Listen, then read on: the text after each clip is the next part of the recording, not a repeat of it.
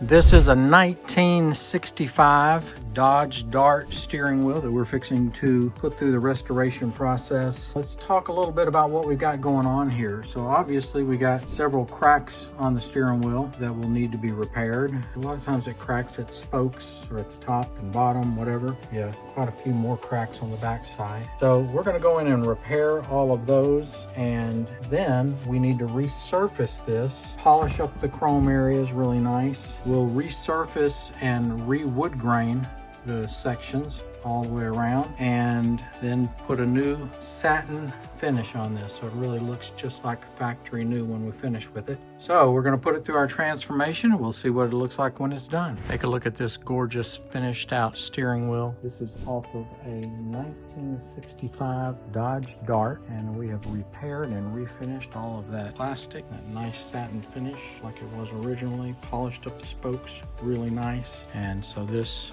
Dodge Dart steering wheel looks gorgeous once again, ready to upgrade this restoration project for this customer. And any steering wheel in the world, we can do it for you. Just reach out to craftcustoms.com or give us a call directly at 214-564-1170. We look forward to working with you.